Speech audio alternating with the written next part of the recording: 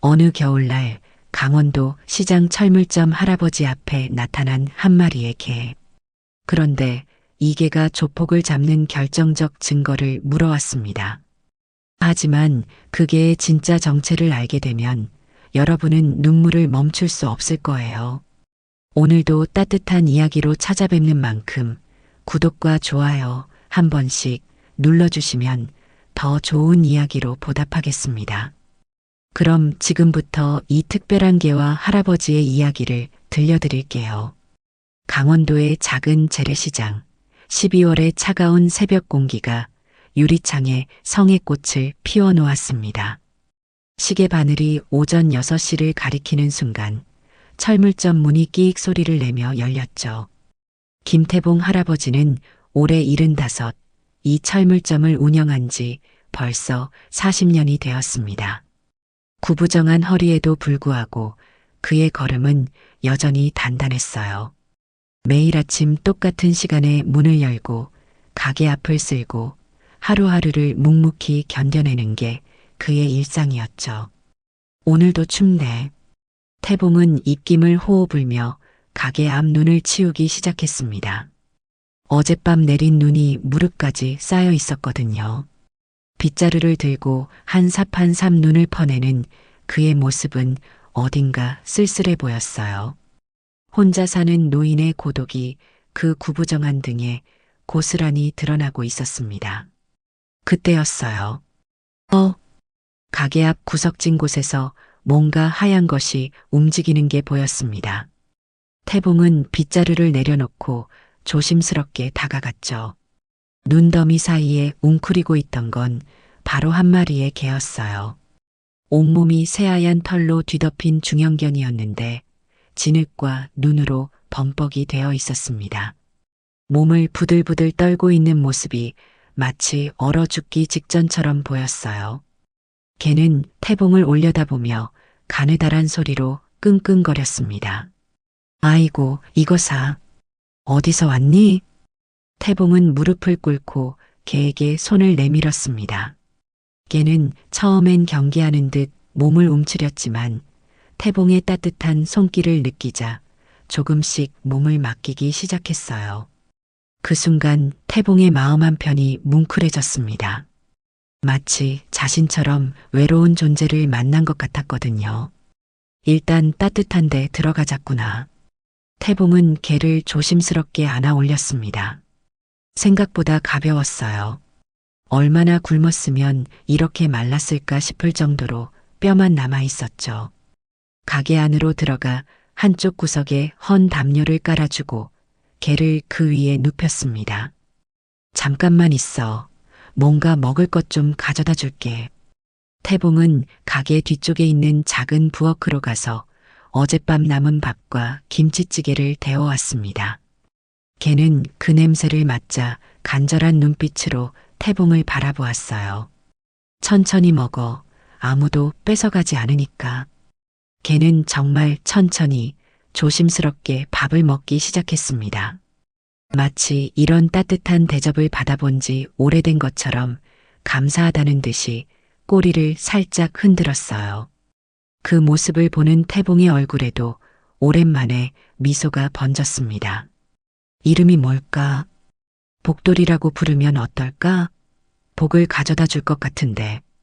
개는 복돌이라는 이름을 들었을 때 고개를 살짝 들어 태봉을 바라보았습니다. 마치 그 이름이 마음에 든다는 듯이 말이죠. 그날부터 복돌이는 철물점의 새로운 식구가 되었습니다. 태봉이 가게 문을 열면 복돌이도 따라 일어나고 손님이 오면 얌전히 한쪽 구석에 앉아 있었어요. 신기하게도 복돌이는 절대 손님들을 귀찮게 하지 않았습니다. 마치 상황을 읽을 줄 아는 영리한 개처럼 행동했죠. 며칠이 지나자 시장 사람들도 복돌이에게 관심을 보이기 시작했습니다. 태봉이 형, 개 한 마리 키우시네. 길에서 주워온 거야. 복돌이라고 해. 순해 보이네요. 사람을 잘 따르는 것 같은데? 복돌이는 정말 순했습니다. 아이들이 만지러 와도 얌전히 만져주고 다른 상인들이 부르면 꼬리를 흔들며 다가갔어요. 하지만 이상하게도 복돌이는 항상 태봉 곁을 떠나지 않았습니다. 특히 저녁 시간이 되면 복돌이의 행동이 더욱 특별해졌습니다. 태봉이 가게 문을 닫고 집으로 향할 때 복돌이는 항상 그에 앞서거나 뒤에서 따라 걸었어요. 마치 호위하는 것처럼 주변을 살피면서 말이죠. 너 참 신기한 녀석이구나. 어디서 이런 걸 배웠니? 태봉이 중얼거리면 복돌이는 잠깐 걸음을 멈추고 그를 올려다보곤 했습니다. 그 눈빛에는 말로 표현할 수 없는 무언가가 담겨 있었어요. 깊은 슬픔 같은 것도 있었고 간절함 같은 것도 있었죠. 일주일이 지나자 복돌이는 완전히 시장의 마스코트가 되었습니다. 사람들은 철물점개 또는 복돌이라고 부르며 반겨했어요. 특히 아이들은 복돌이를 보러 일부러 철물점에 들르곤 했습니다. 하지만 태봉은 가끔 복돌이의 행동에서 뭔가 다른 점을 발견했습니다. 다른 개들과는 달리 복돌이는 사람들과의 거리두기를 정확히 알고 있었어요. 언제 다가가고 언제 물러나야 하는지, 어떤 상황에서 어떻게 행동해야 하는지를 본능적으로 알고 있었죠. 너 진짜 누가 키운 게 맞지? 이렇게 예의 바른 개가 어디 있어? 태봉의 말에 복돌이는 잠깐 귀를 쫑긋 세웠다가 다시 편안한 표정으로 돌아갔습니다. 하지만 그 순간 복돌이의 눈에서 잠깐 스치는 그리움 같은 감정을 태봉은 놓치지 않았어요. 복돌이가 철물점에 자리 잡은 지 열흘이 지난 어느 화요일 오후였습니다. 평소와 다름없이 한적하던 시장에 낯선 기운이 감돌기 시작했어요. 태봉은 가게 안에서 목과 나사를 정리하고 있었고 복돌이는 늘 그렇듯 가게 입구 근처에 앉아 지나가는 사람들을 관찰하고 있었죠. 그런데 갑자기 복돌이의 귀가 쫑긋 서더니 몸을 일으켜 세웠습니다. 뭔가 평소와 다른 낌새를 감지한 거예요. 시장 입구 쪽에서 검은색 긴 코트를 입은 남자 3명이 걸어오고 있었습니다. 한겨울인데도 선글라스를 끼고 있어서 더욱 수상해 보였어요. 앞서 걷는 남자는 키가 크고 건장했는데 걸음걸이부터가 보통 사람과 달랐습니다.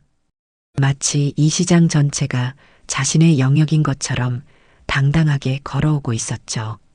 복돌이는 본능적으로 뭔가 위험한 냄새를 맡았는지 낮게 으르렁거리기 시작했습니다. 태봉도 그 소리를 듣고 고개를 들어 밖을 내다보았어요. 저 사람들은 누구지? 검은 코트의 남자들은 시장을 천천히 둘러보며 걸었습니다. 마치 사냥감을 찾는 맹수처럼 날카로운 눈빛으로 각각의 가게들을 훑어보고 있었어요. 상인들도 뭔가 심상치 않은 분위기를 감지했는지 하나둘씩 가게 안으로 들어가거나 바쁜 척 외면하기 시작했습니다. 첫 번째로 그들이 찾아간 곳은 시장 입구의 떡집이었어요. 할머니 혼자 운영하는 작은 가게였는데 그 앞에서 검은 코트의 리더 격인 남자가 멈춰 섰습니다. 안녕하세요, 할머니. 남자의 목소리는 겉으로는 정중해 보였지만 그 안에 차가운 기운이 깔려 있었어요. 떡집 할머니는 떨리는 손으로 앞치마를 만지작거리며 대답했습니다. 네.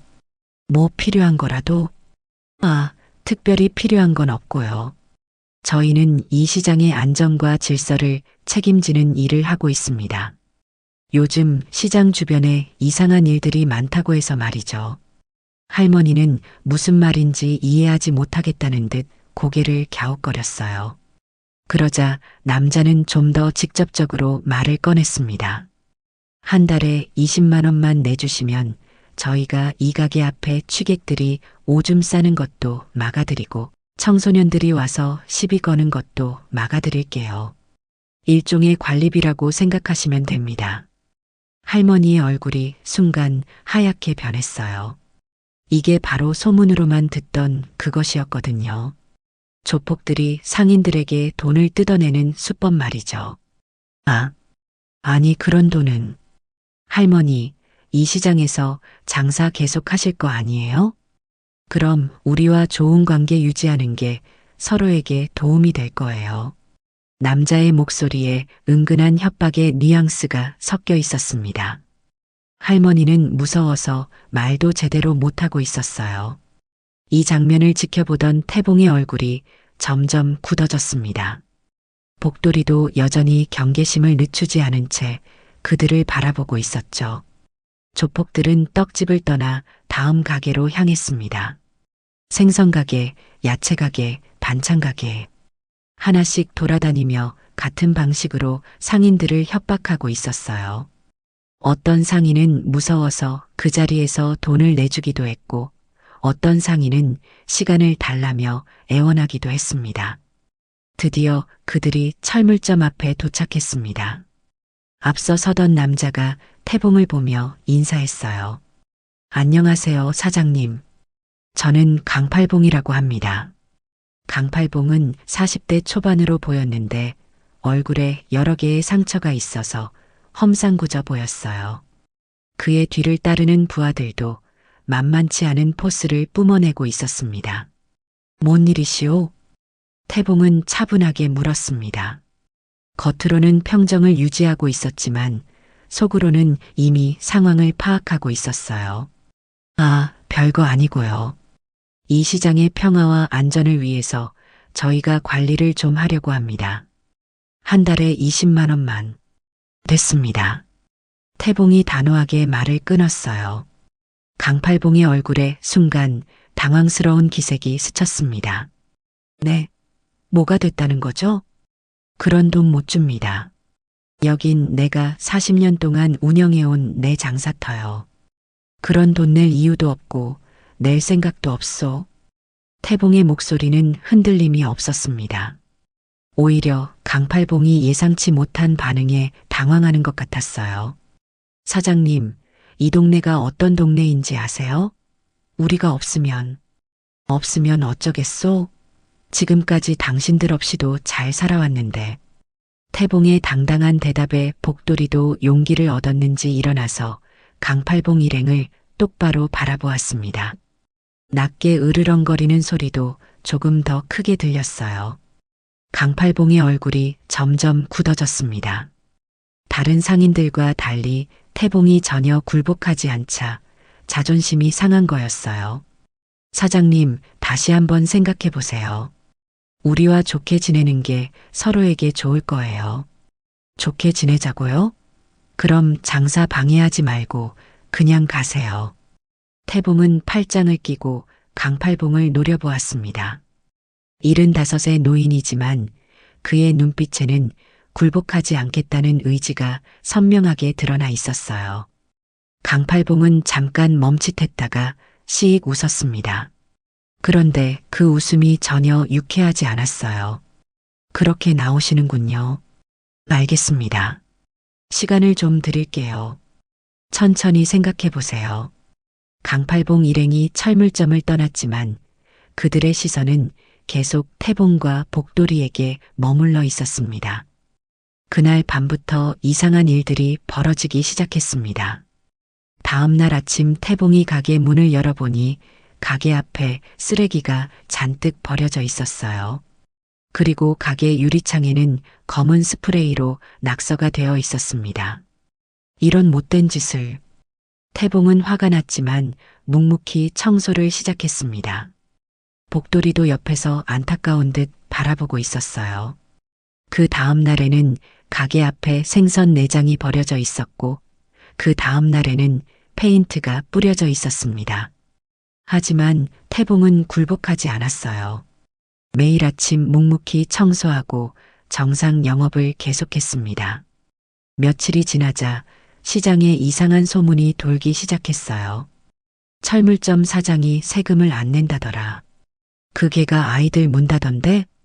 물론 모두 거짓 소문이었지만 사람들의 입에서 입으로 전해지면서 점점 부풀려졌습니다. 복돌이를 귀여워하던 아이들의 부모들도 점점 경계하기 시작했어요. 태봉은 이 모든 것들이 강팔봉의 소행이라는 걸 알고 있었습니다. 하지만 여전히 굴복할 생각은 없었어요. 대신 복돌이에게 조용히 말했습니다. 복돌아, 우리 힘들어져도 끝까지 버텨보자꾸나. 옳지 않은 일에는 절대 굴복하면 안 되는 거야. 복돌이는 마치 태봉의 말을 이해한 것처럼 고개를 끄덕이며 그의 다리에 몸을 비비고 있었습니다. 강팔봉의 괴롭힘이 시작된 지 일주일이 지났습니다. 태봉은 여전히 굴복하지 않았고 복돌이는 더욱 경계심을 늦추지 않고 있었어요. 마치 곧 무슨 일이 벌어질 것을 예감하고 있는 것처럼 말이죠. 그날은 목요일 오후 2시경이었습니다. 평소보다 시장이 조용했어요. 대부분의 상인들이 강팔봉 일행을 의식해서인지 손님들도 뜸했고 분위기 전체가 무겁게 가라앉아 있었습니다. 태봉은 가게 안에서 공구들을 정리하고 있었고 복돌이는 늘 그렇듯 입구 근처에서 바깥을 지켜보고 있었죠. 그런데 갑자기 복돌이가 몸을 일으켜 세우더니 귀를 쫑긋 세웠습니다. 발걸음 소리가 들려오고 있었거든요. 또 왔구나. 태봉도 그 무거운 발걸음 소리를 알아차렸습니다. 강팔봉이었어요. 하지만 이번에는 혼자 왔더군요. 부하들 없이 말이죠. 강팔봉은 철물점 문 앞에서 잠깐 멈춰서서 안을 들여다보았습니다. 태봉과 눈이 마주치자 차가운 미소를 지으며 안으로 들어왔어요. 사장님, 그동안 잘 지내셨죠? 강팔봉의 목소리는 이전보다 훨씬 차갑게 들렸습니다. 태봉은 손에 들고 있던 렌치를 내려놓고 강팔봉을 바라보았어요. 무슨 일이시오? 아직도 생각이 안 바뀌셨나 보네요. 저희가 그동안 참 많이 기다렸는데. 강팔봉은 가게 안을 천천히 둘러보며 말했습니다. 마치 품정을 하는 것처럼 하나하나 살펴보고 있었어요. 그의 시선이 벽에 걸린 각종 공구들에서 멈췄습니다. 좋은 공구들이 많네요. 특히 저 망치. 꽤 무거워 보이는데? 강팔봉이 가리킨 건 벽에 걸린 중간 크기의 망치였습니다. 손잡이에 은우라고 적힌 이름표가 붙어 있었어요. 태봉의 얼굴이 순간 굳어졌습니다. 그건 건드리지 마시오. 왜요? 뭔가 특별한 의미라도 있나요? 강팔봉이 악의적인 미소를 지으며 망치에 손을 뻗었습니다. 태봉이 재빨리 나서서 그의 손을 막았어요. 그만하시오. 더 이상 장사 방해하지 말고 나가세요. 장사 방해요? 저는 그냥 물건 좀 보고 있는 건데요. 강팔봉은 태봉의 손을 거칠게 밀쳐냈습니다. 75의 노인인 태봉은 그 힘에 밀려 뒤로 휘청거렸어요. 복돌이가 즉시 일어나서 강팔봉을 향해 지저댔습니다. 사장님, 마지막으로 한 번만 더 물어볼게요. 정말 우리 제안을 거절하실 건가요? 태봉은 비틀거리면서도 당당하게 대답했습니다. 내 대답은 처음이나 지금이나 똑같소. 그런 돈 못 줘요. 그 순간 강팔봉의 얼굴이 완전히 변했습니다. 지금까지 억누르고 있던 분노가 터져나오기 시작했어요. 좋아요. 그럼 어떻게 되는지 한번 보시죠. 강팔봉은 벽에서 망치를 집어들었습니다. 태봉이 말리려고 했지만 이미 늦었어요. 늙은이가 끝까지 말 안 들어. 강팔봉이 망치를 높이 들어 올렸습니다. 태봉의 얼굴에 공포가 스쳤어요. 그만해. 그 망치는. 뭐가 어쩐다고. 강팔봉이 망치를 내리쳤습니다. 태봉은 팔로 막으려 했지만 그 충격으로 바닥에 쓰러졌어요. 어깨를 움켜쥐며 고통스러워하는 모습이 안쓰러워 보였습니다. 바로 그때였습니다. 멍. 복돌이가 큰 소리로 짖으며 강팔봉에게 달려들었어요. 평소에 온순하던 복돌이가 갑자기 사나운 맹견으로 변한 것 같았습니다. 복돌이는 강팔봉의 오른팔에 이빨을 받고 늘어졌어요. 아, 이게 새끼가. 강팔봉이 고통스러워하며 복돌이를 떼어내려 했지만 복돌이는 절대 놓아주지 않았습니다. 마치 태봉을 지키겠다는 일념으로 버티고 있는 것 같았어요. 나, 노라고. 강팔봉이 발로 복돌이를 걷어찼습니다. 복돌이는 벽에 부딪히며 끙소리를 냈지만 곧바로 다시 일어나서 강팔봉과 태봉 사이에 몸을 내밀었어요. 낮게 으르렁거리며 이빨을 드러내고 있는 모습이 정말 위협적이었습니다. 감히 개 따위가. 강팔봉이 다시 망치를 들어 올렸지만 복돌이의 살기 어린 눈빛을 보고는 주저했어요. 지금 복돌이는 정말 위험해 보였거든요. 마치 목숨을 걸고 싸울 각오가 되어 있는 것처럼 말이죠. 다음에는 이렇게 안 끝날 거야. 강팔봉은 망치를 가지고 철물점을 나갔습니다. 하지만 그의 오른팔에서는 피가 흘러내리고 있었어요. 복돌이가 제대로 물었거든요. 복돌이는 강팔봉이 완전히 사라질 때까지 가게 입구에서 경계를 늦추지 않았습니다.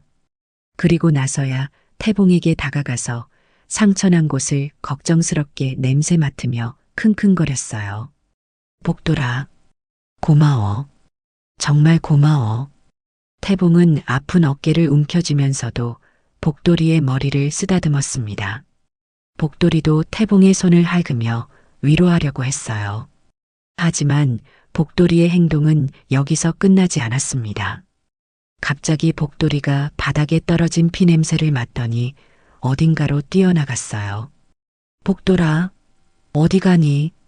태봉이 부르는 소리도 들리지 않는 것처럼 복돌이는 강팔봉이 사라진 방향으로 달려갔습니다. 마치 무슨 중요한 일이라도 있는 것처럼 말이죠. 태봉은 혼자 가게에 남겨졌습니다.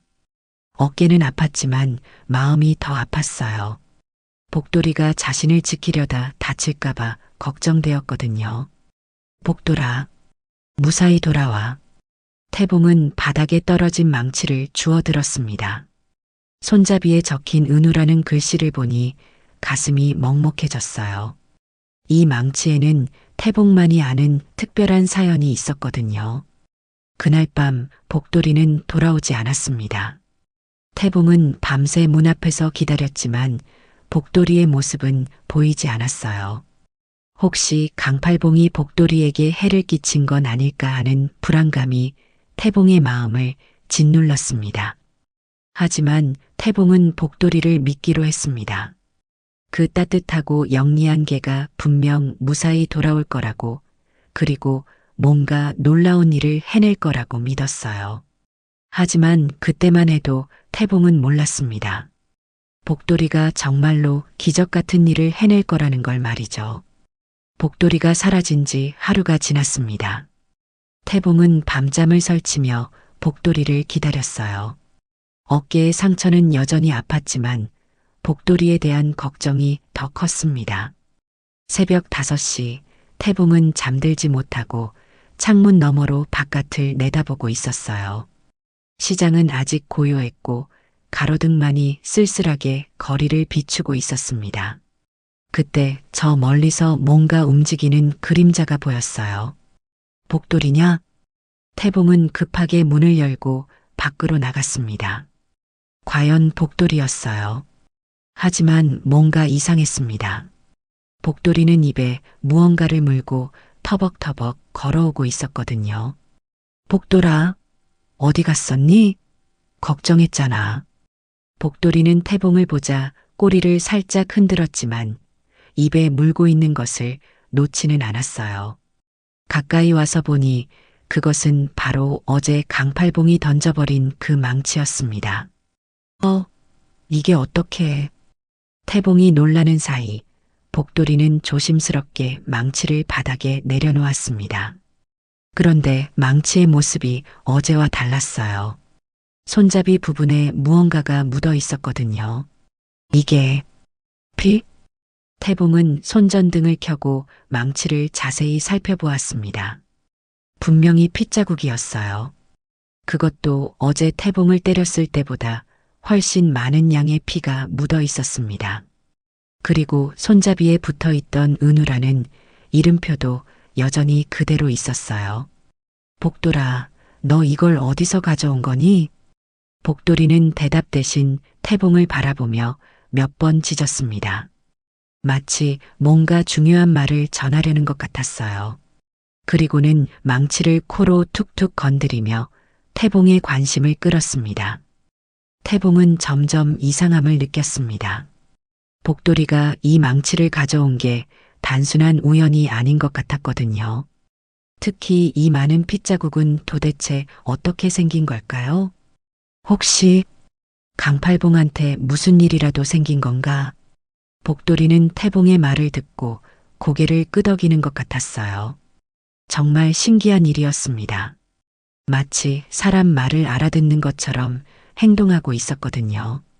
태봉은 망치를 다시 자세히 살펴보았습니다. 핏자국 외에도 뭔가 다른 것들이 묻어 있었어요. 작은 천 조각 같은 것도 있었고 검은색 털실 같은 것도 붙어 있었습니다. 이건 강팔봉이 입고 있던 코트 조각인가? 태봉이 중얼거리자 복돌이가 다시 짖었습니다. 이번에는 더 큰 소리로 짖으면서 망치를 가리켰어요. 마치 맞다, 그거다, 라고 말하는 것 같았습니다. 그때 갑자기 멀리서 사이렌 소리가 들려왔어요. 구급차와 경찰차 소리 같았습니다. 복돌이의 귀가 쫑긋 서더니 그 소리가 나는 쪽을 바라보았어요. 설마 태봉의 머릿속에 한 가지 가능성이 떠올랐습니다. 혹시 강팔봉에게 무슨 일이 생겨서 병원에 실려간 건 아닐까요? 그리고 복돌이가 그 현장에서 이 망치를 가져온 건 아닐까요? 몇 시간 후 태봉의 추측이 맞다는 것이 밝혀졌습니다. 시장 상인들 사이에 소문이 퍼졌거든요. 강팔봉이 새벽에 골목에서 머리에 상처를 입고 쓰러져 있다가 발견되었다는 소문이었어요. 정말? 강팔봉이? 응, 누군가가 신고해서 병원에 실려갔는데 의식을 잃었다더라. 어떻게 된 거지? 누가 그랬을까? 상인들은 수군수군 이야기를 나누었지만 누구도 정확한 사실을 알지는 못했어요. 하지만 태봉은 점점 확신이 들기 시작했습니다. 복돌이가 가져온 망치가 바로 그 사건과 관련이 있다는 걸 말이죠. 오후가 되자 경찰이 시장에 나타났습니다. 젊은 형사 2명이 상인들에게 질문을 하고 다니고 있었어요. 혹시 강팔봉이라는 사람 아시나요? 알긴 하는데 무슨 일이라도? 폭행 사건이 있었는데 수사를 위해서 몇 가지 물어보려고 합니다. 형사들이 철물점에도 왔습니다. 태봉은 망치를 보여줄까 말까 고민하다가 결국 용기를 내어 말했어요. 형사님, 혹시 이것과 관련이 있을까요?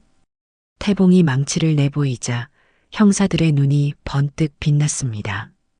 이게 어떻게 된 겁니까? 저희 개가 어젯밤에 물어온 겁니다.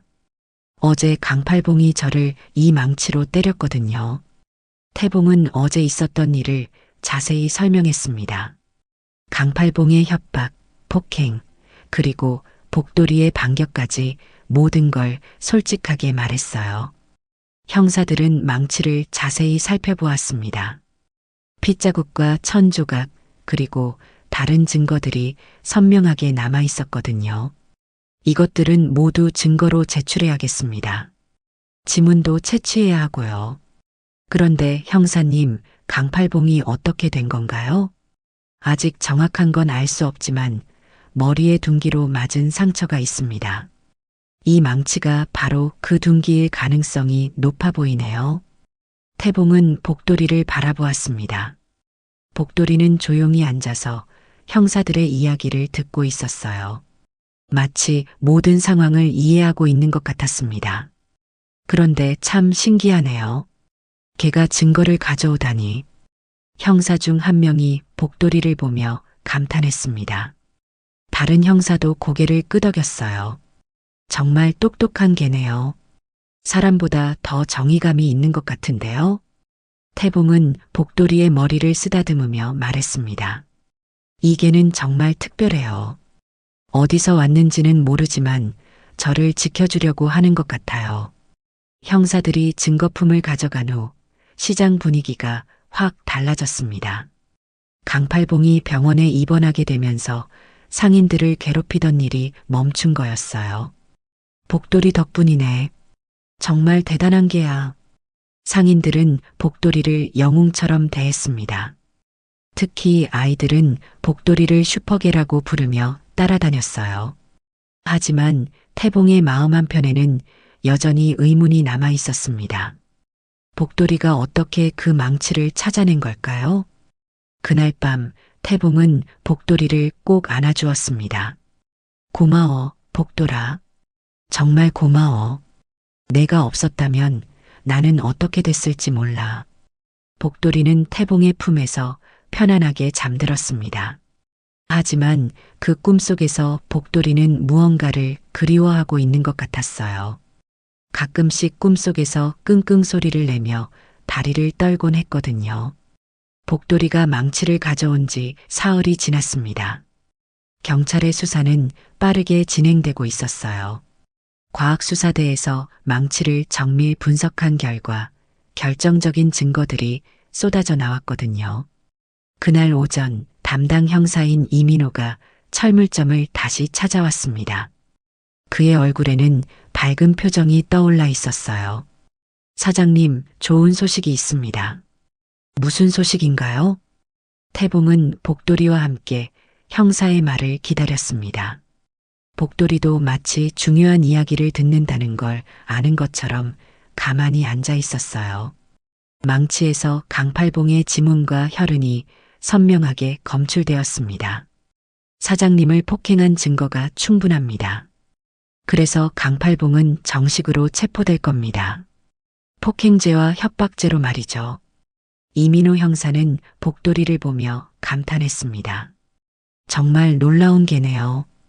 이 정도면 명예경찰견 자격이 있을 것 같은데요. 태봉은 복돌이의 머리를 쓰다듬으며 뿌듯해했습니다. 하지만 동시에 궁금증도 더 커졌어요. 복돌이가 어떻게 그 망치를 정확히 찾아낸 건지 정말 신기했거든요. 오후가 되자 더 놀라운 소식이 들려왔습니다. 강팔봉이 병원에서 의식을 회복했는데 경찰 조사에서 자신의 범행을 모두 자백했다는 거였어요. 정말인가요?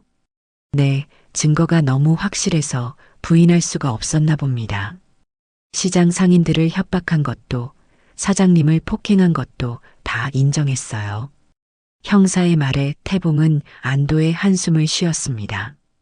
드디어 이 모든 일이 끝난 거였어요. 그런데 강팔봉이 재밌는 이야기를 하더라고요. 강팔봉 말로는 어젯밤에 골목에서 갑자기 개 한 마리가 나타나서 자신을 공격했다고 하더군요. 태봉과 복돌이가 서로를 바라보았습니다. 복돌이의 눈에 잠깐 의미심장한 빛이 스쳤어요. 개가요?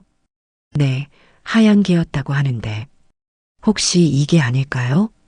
형사가 복돌이를 가리키자 복돌이는 아무렇지도 않다는 듯 하품을 했습니다.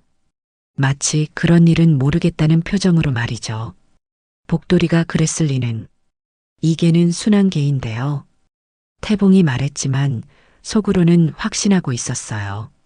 분명 복돌이가 강팔봉에게 정의의 응징을 가한 거라고 말이죠. 저녁이 되자 시장에 소문이 퍼졌습니다. 강팔봉이 체포되었다는 소식이었어요. 상인들은 모두 기뻐했습니다. 드디어 끝났구나. 이제 마음 놓고 장사할 수 있겠네. 다 복돌이 덕분이야. 시장 사람들은 복돌이를 영웅처럼 대했습니다. 떡집 할머니는 특별히 복돌이를 위해 떡을 만들어 왔고 생선가게 아저씨는 신선한 생선을 가져다 주었어요. 복돌아, 내가 우리의 영웅이야. 아이들도 복돌이 주변에 몰려들어 칭찬을 아끼지 않았습니다. 복돌이는 그 모든 관심을 조용히 받아들였지만 여전히 태봉의 곁을 지키는 것을 최우선으로 생각하는 것 같았어요. 며칠 후 지역 뉴스에도 이 이야기가 보도되었습니다. 시장 상인을 괴롭히던 조폭이 한 마리 개의 활약으로 체포되었습니다. 이계는 범인을 직접 응징하고 증거물까지 가져다 주어 화제가 되고 있는데요. 뉴스를 본 태봉은 뿌듯하면서도 신기했습니다. 복돌이가 이렇게 유명해질 줄이야 생각도 못했거든요. 복돌아, 너 이제 유명한 개가 됐네. 복돌이는 뉴스를 보면서도 별로 관심 없다는 듯 꼬리만 살짝 흔들었어요. 오히려 태봉을 바라보며 애정 어린 눈빛을 보내고 있었습니다. 그런데 뉴스가 나간 후 예상치 못한 일이 벌어졌습니다. 시장에 구경꾼들이 몰려오기 시작한 거예요. 복돌이를 보러 온 사람들이었습니다. 어디 있어요? 그 유명한 게 정말 사람처럼 똑똑하다면서요? 사진 좀 찍어도 될까요? 갑자기 시장이 축제 분위기가 되었어요. 사람들은 복돌이를 보기 위해 일부러 찾아왔고 덩달아 시장 상인들의 장사도 잘 되기 시작했습니다. 이거 복돌이가 가져다 준 횡재네. 상인들은 웃으며 말했지만 태봉은 조금 걱정스러웠어요. 복돌이가 너무 유명해지면 스트레스를 받을까 봐서 말이죠. 하지만 복돌이는 의외로 차분했습니다. 사람들이 사진을 찍어도 얌전히 포즈를 취해주고 아이들이 만지려고 해도 순하게 만져주었어요. 진짜 슈퍼스타 같은 품격을 보여주고 있었습니다. 어느 날 저녁 태봉은 복돌이와 단둘이 있을 때 진심을 털어놓았습니다. 복돌아, 너 정말 고마워. 내가 없었다면 나는 어떻게 됐을지 몰라. 강팔봉한테 계속 괴롭힘 당했을 텐데. 복돌이는 태봉의 다리에 머리를 기대며 조용히 들었어요. 그런데 말이야. 너 정체가 뭐냐? 어떻게 이렇게 똑똑하지? 마치 사람 같단 말이야. 태봉의 질문에 복돌이는 잠깐 태봉을 올려다보았습니다. 그 눈빛에는 뭔가 말하고 싶어하는 기색이 역력했어요. 하지만 당연히 말로 표현할 수는 없었죠. 혹시 너 누군가의 소중한 개였던 거니? 그 사람을 많이 그리워하는 것 같은데. 복돌이의 눈에서 잠깐 슬픔이 스쳤습니다. 태봉은 그 순간을 놓치지 않았어요. 그렇구나. 너에게는 특별한 사연이 있는 거구나. 태봉은 복돌이를 꼭 안아주었습니다. 복돌이도 태봉의 품에서 편안해하는 것 같았어요.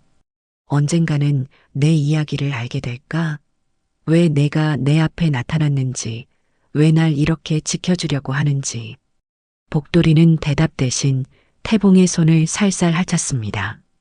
마치 곧 알게 될 거야 라고 말하는 것 같았어요. 복돌이가 유명해진 지 일주일이 지났습니다. 시장은 여전히 많은 사람들로 북적였고 복돌이는 어느새 이 동네의 마스코트가 되었어요. 하지만 태봉은 복돌이를 볼 때마다 마음 한편이 무거웠습니다.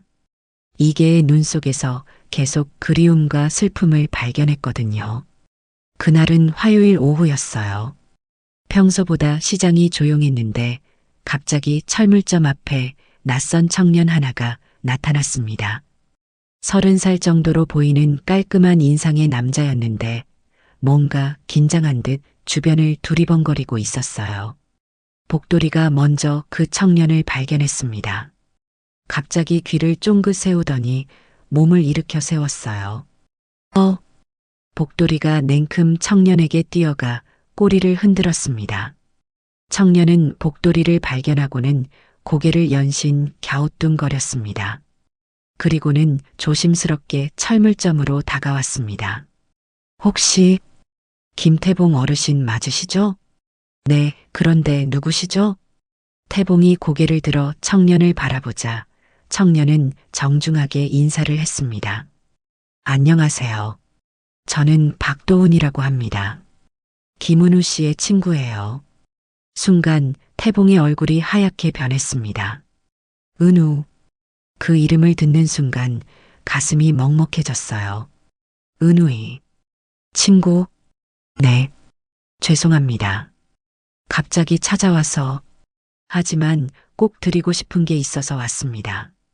박도훈은 가방에서 낡은 봉투 하나를 꺼냈습니다. 봉투 겉면에는 아버지께라고 적혀 있었어요. 은우의 글씨였습니다.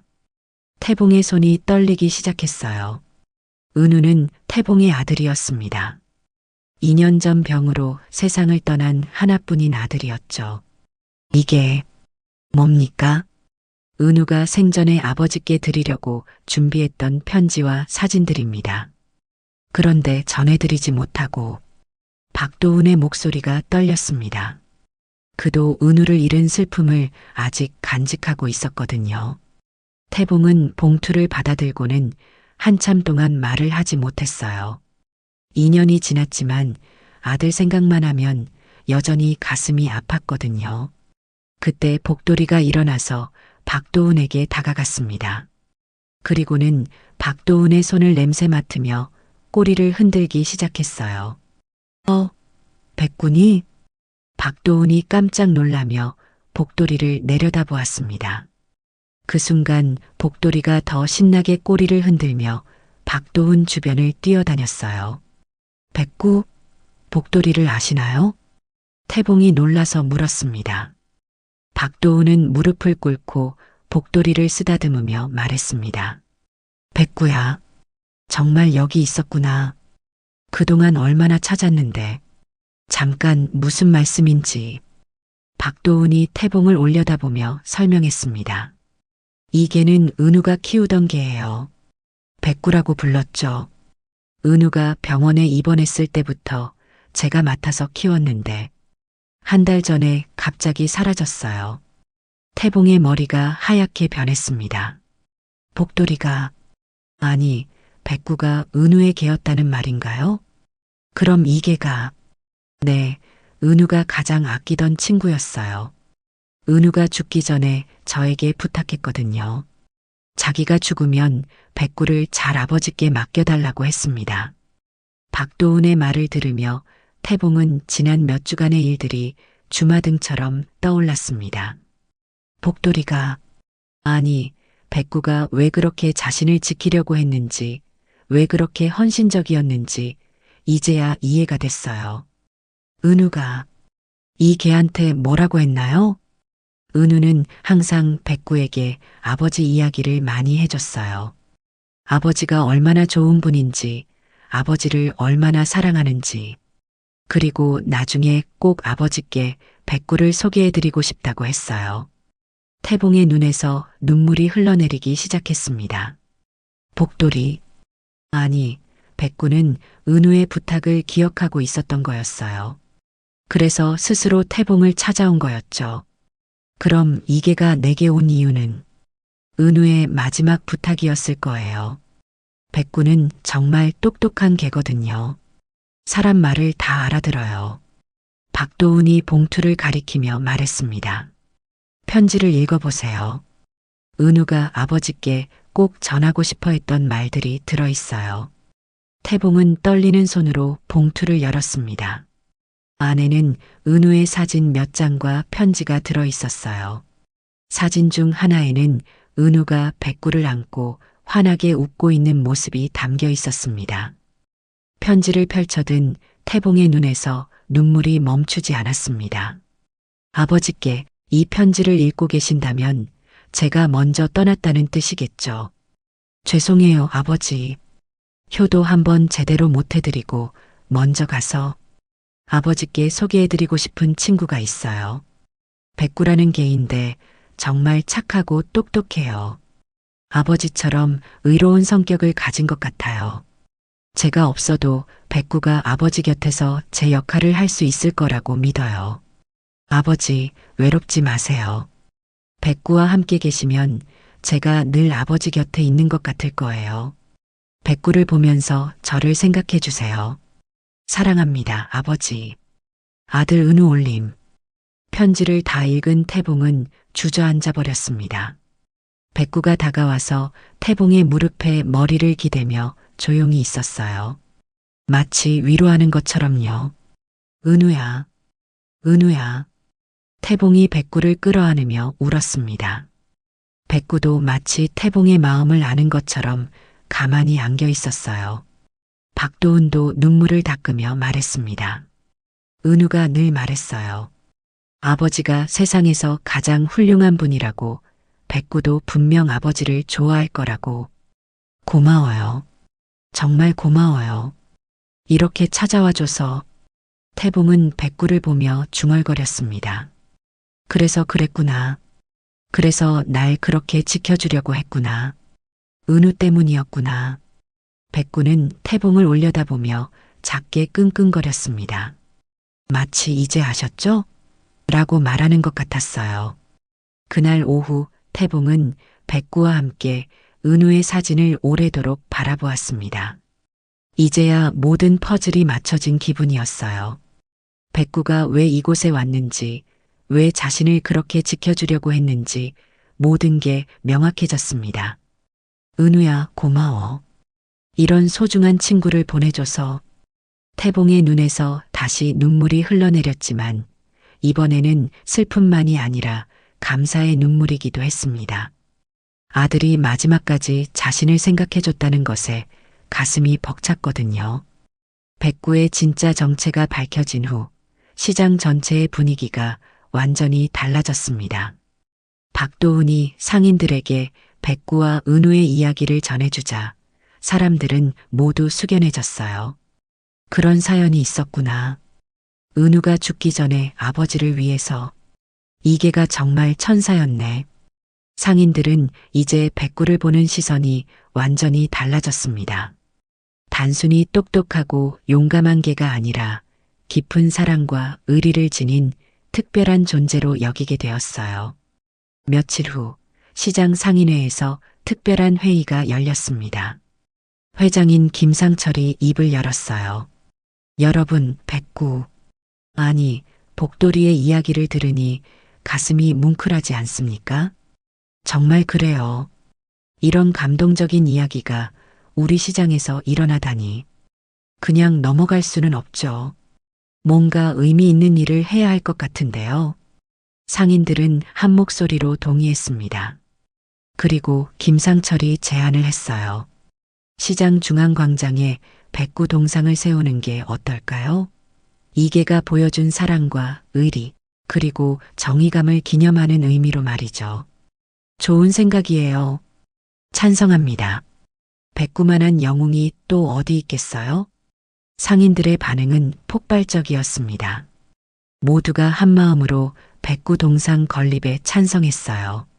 다음 날 김상철과 몇몇 상인들이 태봉을 찾아왔습니다. 태봉이 형, 우리가 결정한 게 있어요. 무슨 결정인가요? 태봉은 백구를 쓰다듬으며 물었습니다. 백구도 사람들을 바라보며 꼬리를 살짝 흔들었어요. 시장 중앙에 백구 동상을 세우기로 했어요. 이계가 보여준 감동을 오래도록 기억하기 위해서요. 태봉의 눈이 커졌습니다. 동상이라니 생각도 못한 일이었어요. 그런데 그게 좋을까요? 너무 과한 것 같은데. 과하다뇨. 백구는 우리 시장을 구한 영웅이에요. 강팔봉을 물리치고 평화를 되찾게 해줬잖아요. 김상철의 말에 다른 상인들도 고개를 끄덕였습니다. 그리고 무엇보다도 백구가 보여준 사랑이 너무 감동적이에요. 아들의 부탁을 기억해서 아버지를 찾아와 지켜주다니. 떡집 할머니가 눈물을 닦으며 말했습니다. 요즘 세상에 이런 의리가 어디 있어요? 사람도 하기 힘든 일을 걔가 해냈잖아요. 태봉은 백구를 내려다보았습니다. 백구는 마치 상황을 이해하고 있는 것처럼 조용히 앉아 있었어요. 백구야, 너 어떻게 생각하니? 백구가 한번 짖자 상인들이 모두 웃었습니다. 봐요, 백구도 찬성하는 것 같은데요. 결국 태봉도 동상 건립에 동의했습니다. 며칠 후 조각가가 와서 백구의 모습을 자세히 관찰하며 스케치를 했어요. 백구는 모델이 된 기분인지 당당하게 포즈를 취해 주었습니다. 한편 박도훈은 매주 시장을 찾아와 태봉과 백구를 만났습니다. 그는 은우와 백구의 추억을 하나하나 들려주었어요. 은우가 백구를 처음 만난 건 2년 전이었어요. 길에서 다친 강아지를 주워와서 치료해 준 게 시작이었죠. 그래요? 네, 은우는 백구를 정말 아들처럼 아꼈어요. 병원에 입원해서도 백구 걱정만 했거든요. 박도훈의 이야기를 들으며 태봉은 아들에 대해 몰랐던 면들을 알게 되었습니다. 은우가 얼마나 따뜻한 마음을 가진 아이였는지, 백구를 얼마나 사랑했는지를 말이죠. 태봉은 백구를 보며 새삼 감격했습니다. 이계가 은우의 사랑을 고스란히 간직하고 있다는 것이 신기하고 고마웠어요. 몇 주 후 드디어 백구 동상 제막식이 열렸습니다. 시장 중앙광장에는 많은 사람들이 모였어요. 언론사에서도 취재를 나왔고 시장님도 참석했습니다. 동상은 정말 멋있게 만들어졌어요. 백구가 당당하게 앉아있는 모습이었는데 눈빛까지 살아있는 것 같았습니다. 동상 밑에는 비문이 새겨져 있었어요. 망각 속에서도 돌아온 게 주인의 부탁을 끝까지 지킨 존재. 백구의 사랑과 의리를 기리며 제막식에서 태봉이 인사말을 했습니다. 여러분 고맙습니다. 백구를 이렇게 기억해 주셔서. 사실 백구는 제 아들 은우가 보내준 선물이에요. 은우가 하늘에서 아버지를 걱정해서 보내준 천사 같은 존재죠. 태봉의 말에 사람들이 박수를 쳤습니다. 백구도 동상을 올려다보며 한 번 짖었어요.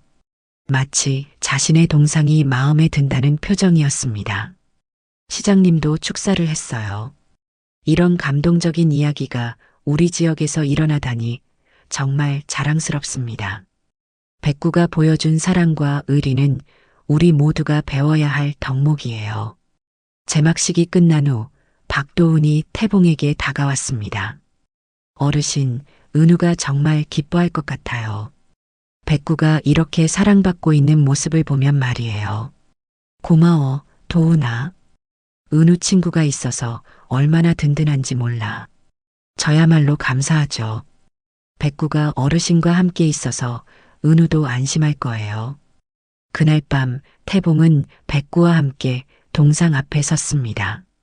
백구야, 넌 이제 이 시장의 영웅이 됐어. 은우도 하늘에서 자랑스러워하고 있을 거야. 백구는 동상을 바라보다가 태봉을 올려다보며 꼬리를 흔들었습니다. 그 눈빛에는 만족스러움과 평화로움이 가득했어요. 은우야, 고마워. 이런 소중한 친구를 보내줘서. 아버지는 이제 외롭지 않아. 태봉의 말에 백구가 그의 다리에 몸을 비비며 응답했습니다. 마치 저도 외롭지 않아요라고 말하는 것 같았어요. 그날부터 시장에는 새로운 명소가 생겼습니다. 백구 동상을 보러 오는 사람들로 시장이 더욱 활기차졌고 상인들의 장사도 더욱 잘 되었어요.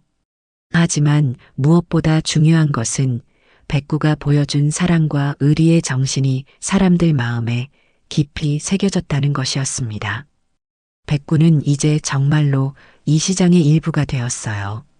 그리고 태봉에게는 아들 은우가 남겨준 가장 소중한 선물이 되었습니다. 백구의 이야기는 이제 전설이 되었지만 태봉과 백구의 일상은 여전히 계속되고 있습니다.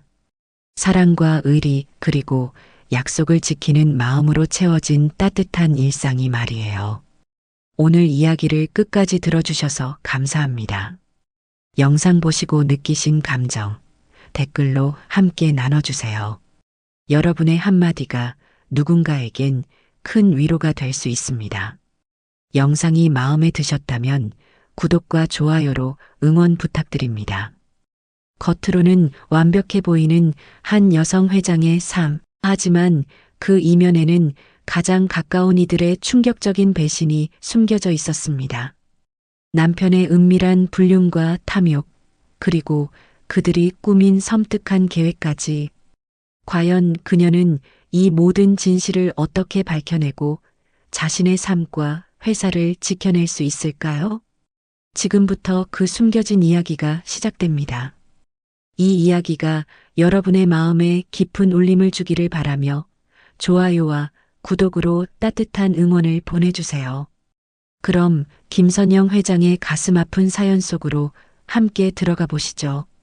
늦가을의 스산한 바람이 서울 도심의 빌딩 숲을 휘감던 어느 날이었습니다.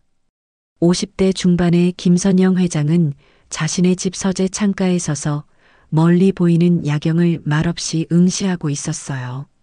그녀의 손에는 따뜻한 허브차가 들려 있었지만 그 온기는 그녀의 마음속 깊이 스며든 냉기를 녹이지 못했습니다. 김선영은 맨손으로 지금의 중소기업을 일궈낸 입지전적인 인물이었죠. 강인한 리더십과 탁월한 사업 수완으로 수많은 위기를 극복하며 회사를 성장시켰습니다. 사람들은 그녀를 철의 여인이라 불렀지만 그녀의 내면에는 누구보다 따뜻하고 여린 감성이 자리하고 있었어요. 특히 가족에 대한 사랑과 신뢰는 그녀의 삶의 가장 큰 버팀목이었습니다. 남편 박성호는 회사의 재무이사를 맡고 있었어요. 50대 후반의 박성호는 젠틀한 외모와 부드러운 말투로 회사 내에서도 신망이 두터웠고 가정에서는 자상한 남편이자 다정한 아버지로 보였습니다. 두 사람의 결혼 생활은 겉으로 보기에 더할 나위 없이 완벽했죠. 해외 유학 중인 아들 준영과 딸 서연은 각자의 분야에서 재능을 펼치며 부모의 자랑이었습니다. 친구들은 김선영에게 정말 모든 것을 다 가진 여자라며 부러워하곤 했습니다. 김선영 자신도 그렇게 믿어 의심치 않았어요. 하지만 최근 몇 달 사이 김선영의 마음속에는 미묘한 균열이 생기기 시작했습니다. 처음에는 단순한 기분 탓이라고 생각했죠. 남편 박성호의 얼굴에 드리워진 알 수 없는 불안감, 그리고 비서 이지은의 과도한 친절함이 그녀의 신경을 거슬리게 했습니다. 30대 초반의 이지은은 김선영이 직접 발탁한 유능한 비서였습니다. 늘 싹싹하고 빈틈없는 일 처리로 김선영의 전폭적인 신뢰를 받았죠. 그런데 언제부터인가 이지은의 눈빛에서 섬뜩할 만큼 낯선 기운이 느껴지기 시작했습니다. 회사 자금 흐름에도 미묘한 변화가 감지되었습니다.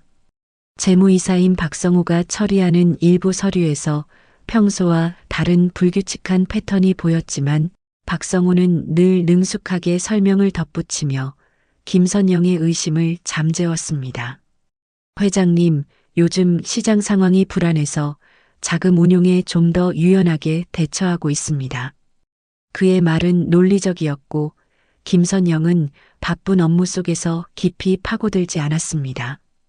사랑하는 남편이기에, 그리고 회사의 재무를 책임지는 유능한 이사이기에 그녀는 박성호를 믿었죠. 그러나 직감은 때로 이성보다 날카로운 법입니다. 어느 날 저녁 김선영은 퇴근 후 회사에 두고 온 서류가 생각나 다시 사무실로 향했습니다. 늦은 시간이라 아무도 없을 것이라 생각했지만 회장실 문틈으로 희미한 불빛이 새어나오고 있었어요. 그리고 그 안에서 들려오는 낮은 목소리들. 김선영은 발소리를 죽이고 문에 귀를 기울였습니다. 지은 씨, 정말 이 방법밖에 없는 건가? 남편 박성호의 목소리였습니다. 평소와 달리 초조함과 절박함이 묻어나는 목소리였죠. 네, 이사님. 회장님께서 이대로 계속 회사를 이끄신다면 우리의 계획은 물거품이 될 겁니다. 그리고 이사님의 빚 문제도 해결될 수 없어요. 비서 이지은의 목소리는 차분했지만 그 안에는 섬뜩할 만큼 냉정한 기운이 서려 있었습니다. 김선영의 심장이 쿵 하고 떨어지는 것 같았습니다. 빚 문제? 우리의 계획? 그녀의 머릿속은 혼란으로 가득 찼어요. 남편에게 개인 빚이 있었다는 사실도 충격이었지만 비서 이지은과 함께 계획을 꾸미고 있다는 사실은 그녀의 모든 것을 뒤흔드는 충격이었습니다. 그녀는 더 이상 듣고 있을 수 없었습니다. 서둘러 그 자리를 벗어나야 했습니다. 마치 아무것도 듣지 못한 것처럼. 집으로 돌아온 김선영은 밤새 잠을 이룰 수 없었습니다. 남편 박성호의 불안한 얼굴, 이지은의 과도한 친절함, 그리고 회사 자금 흐름의 미묘한 변화들이 마치 퍼즐 조각처럼 맞춰지기 시작했어요. 그녀는 자신이 가장 믿었던 사람들에게 배신당하고 있다는 끔찍한 진실을 마주하고 있었습니다. 가슴이 찢어지는 듯한 고통과 함께 김선영은 결심했습니다. 이 모든 진실을 반드시 밝혀내겠다고. 그리고 그들이 꾸미는 계획이 무엇인지, 그 끝이 어디인지 직접 확인하겠다고 말입니다. 그녀의 눈빛은 흔들림 없는 결의로 빛나고 있었습니다. 이제 그녀의 치밀한 반격이 시작될 참입니다. 김선영은 밤새도록 잠 못 이루고 생각에 잠겼습니다. 서재에서 엿들은 남편 박성호와 비서 이지은의 대화는 그녀의 심장을 얼어붙게 만들었죠. 빚 문제, 우리의 계획, 그리고 회장님께서 이대로 계속 회사를 이끄신다면 물거품이 될 것이라는 섬뜩한 말들. 이 모든 것이 단순한 오해가 아님을 그녀의 직감은 끊임없이 속삭였습니다. 사랑했던 남편이, 그리고 자신이 전적으로 신뢰했던 비서가 자신을 배신하고 있다는 끔찍한 현실이 그녀의 숨통을 조여왔습니다. 다음 날 아침 김선영은 평소와 다름없는 표정으로 출근 준비를 했습니다. 거울 속 자신의 얼굴은 어젯밤의 고통으로 다소 수척해 보였지만 그녀는 애써 미소를 지어 보였습니다. 남편 박성호는 평소처럼 다정하게 아침 인사를 건넸고 이지은 비서는 어김없이 회장실 문을 열고 들어와 오늘의 일정을 브리핑했습니다. 그들의 완벽한 가면, 뒤에 숨겨진 차가운 본성을 김선영은 이제 똑똑히 보았습니다. 그들의 친절함은 더 이상 따뜻함이 아닌 소름 끼치는 위선으로 다가왔죠. 김선영은 그날 하루 종일 박성호와 이지은의 모든 행동을 예리하게 관찰했습니다. 박성호는 회의 중 이지은과 은밀한 눈빛을 주고받았고 이지은은 김선영이 자리를 비운 사이 박성호의 사무실에 드나들며 무언가를 속삭였습니다. 그들의 행동 하나하나가 김선영의 의심을 확신으로 바꾸어 놓았어요. 특히 이지은이 박성호에게 건넨 서류 봉투, 그리고 박성호가 그것을 황급히 숨기는 모습은 김선영의 심장을 다시 한번 쿵 내려앉게 했습니다.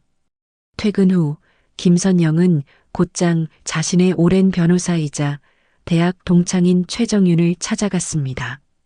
최정윤 변호사는 김선영의 가장 친한 친구이자 사업의 모든 과정을 함께 해온 든든한 조력자였죠. 김선영은 차분하지만 떨리는 목소리로 어젯밤 엿들은 대화 내용과 그동안 감지했던 모든 수상한 징후들을 털어놓았습니다. 최정윤 변호사는 김선영의 이야기를 들으며 점차 표정이 굳어졌습니다. 선영아, 내 말이 사실이라면 이건 단순한 불륜 문제가 아니야. 회장직과 재산을 노린 계획적인 범죄일 가능성이 높아. 최정윤 변호사의 목소리에는 깊은 우려가 담겨 있었습니다. 나도 그렇게 생각해. 박성호의 빚 문제, 그리고 이지은의 야심이 얽혀 있는 것 같아. 이대로 가다간 회사도 내 삶도 모두 빼앗길 것 같아. 김선영의 눈가가 촉촉해졌습니다. 믿었던 이들의 배신은 그녀를 깊은 절망 속으로 밀어넣는 듯 했습니다. 최정윤 변호사는 잠시 생각에 잠기더니 김선영에게 한 가지 제안을 했습니다. 선영아, 진실을 밝히려면 결정적인 증거가 필요해. 그들이 너의 의식불명 상태를 이용해 어떤 계획을 꾸미는지 직접 확인해야 해. 그녀는 김선영의 손을 잡고 조용히 말했습니다. 가짜 뇌졸중 증세로 쓰러진 척 연기하는 건 어때? 그럼 그들이 어떤 행동을 할지, 어떤 말을 할지 모두 드러날 거야. 내가 모든 상황을 기록할 준비를 할게. 김선영은 최정윤 변호사의 제안에 깜짝 놀랐습니다. 자신의 건강을 위장하는 것은 상상도 해본 적 없는 일이었죠. 하지만 동시에 이것만이 진실을 밝히고 자신을 지킬 유일한 방법이라는 것을 직감했습니다. 그녀의 마음속에는 복잡한 감정들이 교차했습니다. 사랑했던 남편에게 이런 극단적인 방법으로 진실을 확인해야 한다는 사실이 고통스러웠지만 배신당한 분노와 회사를 지켜야 한다는 책임감이 그녀를 더욱 단단하게 만들었습니다. 좋아, 정윤아. 내 말대로 할게. 이 모든 진실을 반드시 밝혀낼 거야. 김선영의 목소리에는 흔들림 없는 결의가 담겨 있었습니다. 그녀의 눈빛은 비록 슬픔을 머금고 있었지만 그 안에는 강렬한 투지가 불타올랐습니다. 며칠 후 김선영은 회사에서 갑작스러운 뇌졸중 증세로 쓰러졌습니다. 오른팔이 마비되고 말이 어눌해지는 등 실제와 흡사한 연기였죠. 직원들은 혼비백산했고 박성호는 당황한 듯 보였지만 그의 눈빛에는 미묘한 계산이 스쳐 지나갔습니다. 구급차가 사이렌을 울리며 병원으로 향하는 동안 김선영은 의식불명인 척 눈을 감고 모든 소리를 들었습니다. 박성호는 걱정스러운 목소리로 의료진에게 김선영의 상태를 물었지만 그의 손은 은밀하게 이지은에게 메시지를 보내고 있었습니다. 병실에 도착한 김선영은 철저히 의식불명 환자로 위장했습니다. 최정윤 변호사는 그녀의 주치의와 미리 협의하여 모든 상황을 조작해 두었죠. 병실에는 김선영의 의식불명 상태를 알리는 진단서가 붙었고 박성호와 이지은은 번갈아 병실을 드나들며 김선영의 상태를 확인했습니다. 김선영은 미동도 없이 누워 그들의 모든 움직임을 감지했습니다. 첫날 밤 김선영은 박성호와 이지은이 병실에서 나누는 대화를 듣고 몸서리쳤습니다. 회장님이 이대로 깨어나지 않으시는 게 모두에게 좋겠죠? 이지은의 차가운 속삭임과 박성호가 이제 우리에게 기회가 온 건가? 라며 탐욕스럽게 중얼거리는 소리가 그녀의 귓가를 파고들었습니다. 그러면서 뭔가 쓰다듬는 소리가 들리더니 김선영의 달뜬 신음소리가 들렸습니다. 그러고는 격렬하게 키스를 하는 소리가 들렸죠. 김선영은 피가 거꾸로 솟구치는 듯 했습니다. 겉으로는 미동도 없이 누워있는 그녀였지만 모든 감각은 날카롭게 살아있었죠. 당장이라도 일어나. 그 파렴치한 인간들의 머리채를 잡고 흔들고 싶었지만 더 많은 증거를 확보해야 했습니다. 숨겨진 녹음기와 카메라는 박성호와 이지은의 모든 움직임과 대화를 고스란히 담아내고 있었습니다. 그녀는 자신이 가장 믿었던 이들의 추악한 본성을 직접 목격하며 말로 형언할 수 없는 고통을 느꼈습니다. 김선영의 마음속에는 분노와 절망이 뒤섞였습니다. 하지만 그녀는 침착함을 잃지 않았습니다. 이 모든 고통을 감내하고 진실을 밝혀내야만 했습니다. 그녀의 치밀한 반격은 이제 막 시작되었을 뿐입니다. 다음 날 박성호는 병실 문을 조심스럽게 닫고 이지은에게 다가왔습니다. 그의 얼굴에는 걱정보다는 알 수 없는 기대감이 서려 있었어요. 회장님 상태는 어떤가? 주치의는 뭐라고 해? 박성호의 목소리는 낮았지만 그 안에는 조급함이 묻어 있었습니다. 이지은은 그의 질문에 차분하게 답했습니다. 주치의는 회복 가능성이 희박하다고 했어요. 뇌 손상이 심각해서 의식을 되찾기 어려울 거라고 하더군요.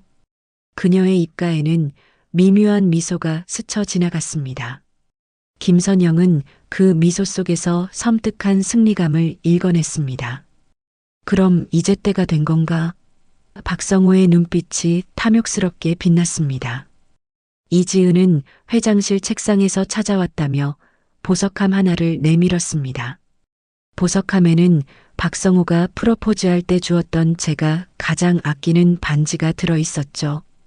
끔찍한 배신감에 김선영의 손끝이 미세하게 떨렸지만 그녀는 필사적으로 감정을 억눌렀습니다.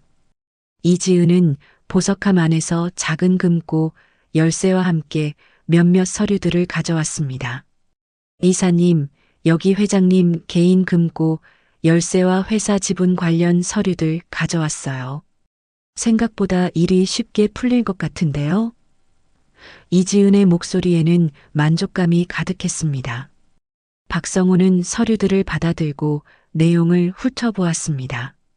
그의 얼굴에는 흡족한 미소가 번졌습니다. 역시 지은이는 유능해. 덕분에 일이 순조롭게 진행되는군. 물론이죠, 이사님. 이제 회장님 자리는 당신 것이 될 거예요. 당신의 능력을 마음껏 펼칠 기회죠. 이지은은 박성호의 어깨에 손을 얹으며 속삭였습니다. 그녀의 목소리는 박성호의 열등감을 정확히 파고들었습니다. 박성호는 김선영의 성공에 늘 가려져 있었다는 열등감을 가지고 있었습니다. 겉으로는 아내를 존경하는 척했지만 속으로는 그녀의 그림자에서 벗어나고 싶어 했죠. 이지은은 바로 그 약점을 파고들었던 것입니다. 맞아, 이제 내 능력을 보여줄 때가 왔지. 박성호의 눈빛은 흔들렸지만 이내 탐욕으로 가득 찼습니다. 그동안 선영이 뒤에서 얼마나 답답했는지 몰라. 이제 내가 이 회사를 이끌어갈 거야. 그는 김선영의 침대를 한번 쳐다보더니 마치 아무것도 없는 듯 무심하게 고개를 돌렸습니다. 김선영은 그 순간 남편의 마음속에 자신에 대한 사랑이나 존경이 단 한 조각도 남아있지 않음을 깨달았습니다. 가슴이 찢어지는 듯한 고통이 그녀를 덮쳤지만 그녀는 눈물 한 방울 흘릴 수 없었습니다. 이지은은 박성호의 팔짱을 끼며 속삭였습니다. 이사님, 회장님께서 의식을 찾기 전에 모든 것을 마무리해야 해요.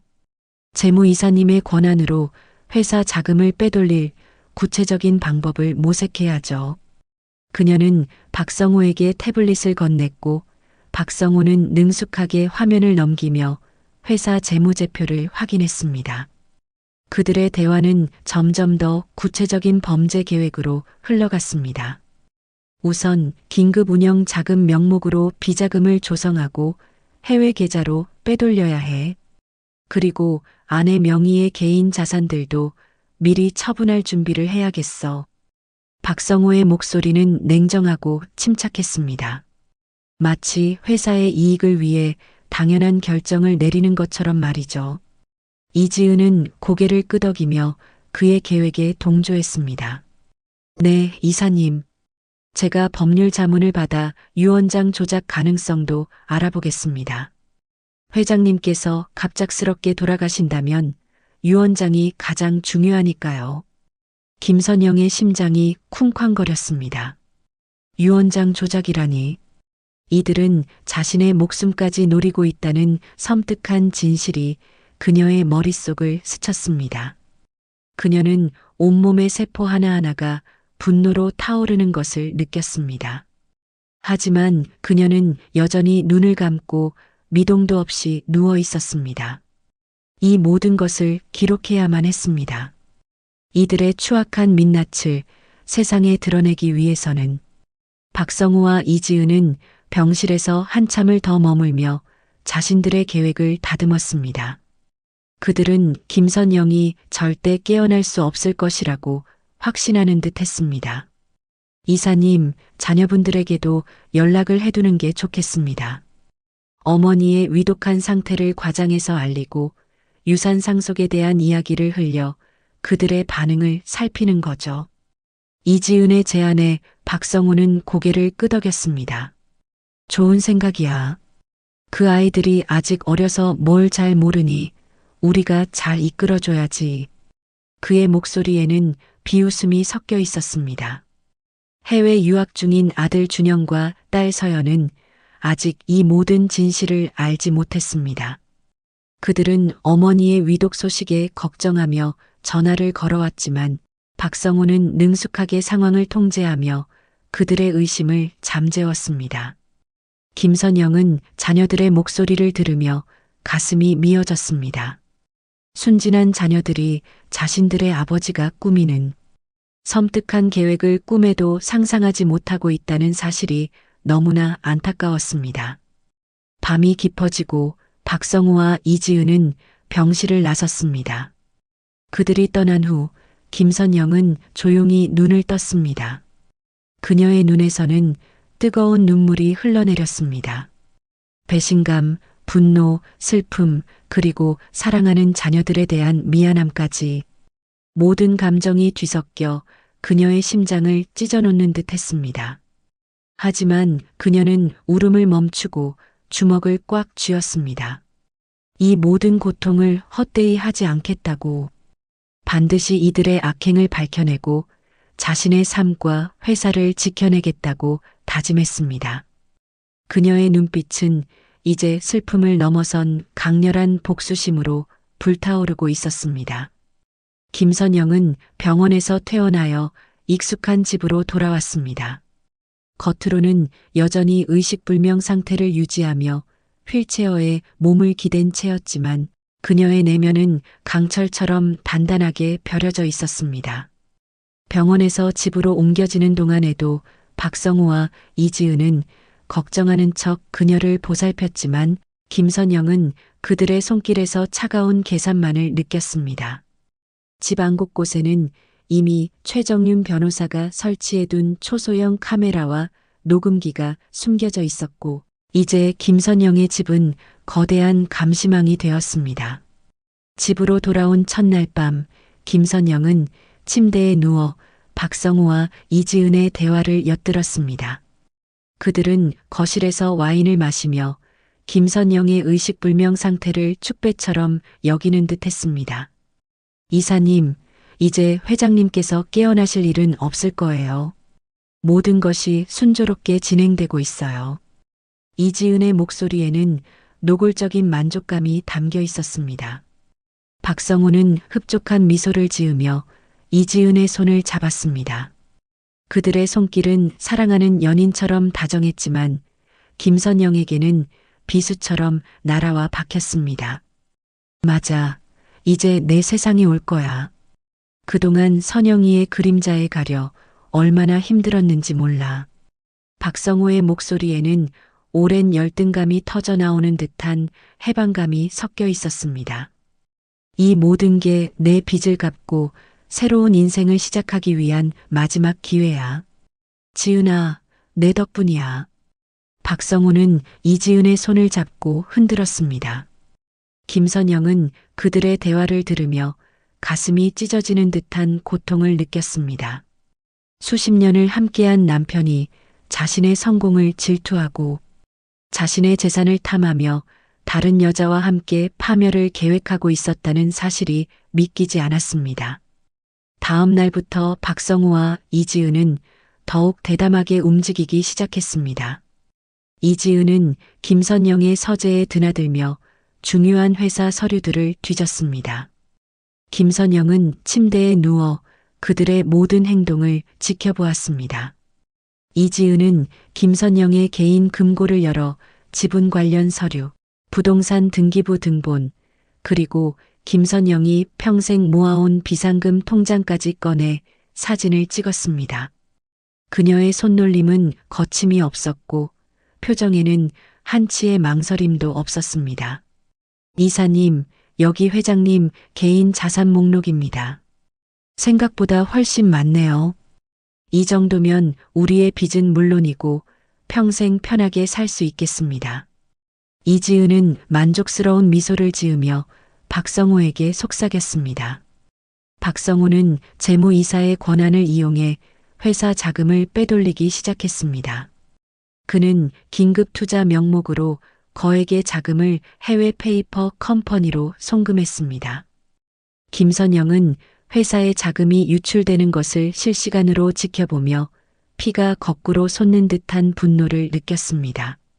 자신이 평생을 바쳐 일군 회사가 남편의 탐욕과 불륜, 상대의 야심 때문에 무너지고 있다는 사실이 그녀를 미치게 만들었습니다. 하지만 그녀는 여전히 미동도 없이 누워 있어야 했습니다. 모든 증거를 완벽하게 확보하기 위해서는 박성우와 이지은은 김선영의 의식불명 상태를 이용해 경영권을 장악하려는 계획을 구체화했습니다. 그들은 회사 임원들에게 김선영의 건강 상태가 매우 위중하며 사실상 회복 불능이라는 소문을 퍼뜨렸습니다. 그리고 박성호가 임시 회장직을 맡아 회사를 이끌어야 한다고 주장했습니다. 김선영은 이들의 대화를 통해 자신을 완전히 배제하고 회사를 차지하려는 음모를 파악했습니다. 가장 가슴 아팠던 것은 자녀들의 반응이었습니다. 박성호는 해외 유학 중인 아들과 딸에게 전화를 걸어 김선영의 위독한 상태를 과장하여 알렸습니다. 엄마가 너무 위독해서 언제 어떻게 될지 모른다. 너희들이 빨리 귀국해서 엄마의 마지막을 지켜봐야 할 것 같다. 박성호의 목소리는 슬픔으로 가장되어 있었지만 그 안에는 유산 상속에 대한 은밀한 의도가 숨겨져 있었습니다. 해외에서 전화를 걸어온 아들과 딸은 어머니의 위독 소식에 충격받고 슬퍼했습니다. 아빠, 엄마 정말 괜찮으신 거예요? 저희 지금 당장 한국으로 돌아갈까요? 박준영의 목소리에는 걱정과 불안이 가득했습니다. 박서연 역시 흐느끼는 목소리로 어머니를 보고 싶다고 울먹였습니다. 하지만 박성호는 그들의 귀국을 만류했습니다. 아직은 괜찮다. 너희들이 학업에 집중하는 것이 엄마가 바라는 일일 거야. 그리고 엄마가 남긴 유산에 대해서도 미리 알아두는 게 좋겠다. 박성호는 교묘하게 유산 이야기를 흘리며 자녀들의 반응을 살폈습니다. 김선영은 자녀들이 아버지의 말에 속아 넘어가고 있다는 사실에 가슴이 찢어지는 듯 했습니다. 순진한 자녀들이 아버지의 추악한 계획에 이용당하고 있다는 사실이 너무나 비통했습니다. 밤이 깊어지고 박성호와 이지은은 김선영의 침실에서 은밀한 대화를 나누었습니다. 이사님, 회장님 명의의 개인 자산들을 미리 처분할 준비를 해야 합니다. 현금화해서 해외로 빼돌리는 것이 가장 안전합니다. 이지은의 목소리는 냉철했습니다. 너와 함께라면 뭐든지 할 수 있을 것 같아. 박성호는 이지은의 손을 잡고 그녀의 손등에 입을 맞췄습니다. 김선영은 그들의 역겨운 모습을 보며 온몸에 소름이 돋았습니다. 그녀의 눈빛은 이제 분노와 결의로 이글거렸습니다. 이들의 악행을 더 이상 두고 볼 수 없었습니다. 김선영의 치밀한 반격은 이제 곧 시작될 것입니다. 김선영의 집은 겉으로는 평온해 보였지만 그 안에서는 숨막히는 심리전이 계속되고 있었습니다. 김선영은 의식불명 상태를 완벽하게 연기하며 박성호와 이지은의 모든 움직임을 주시했습니다.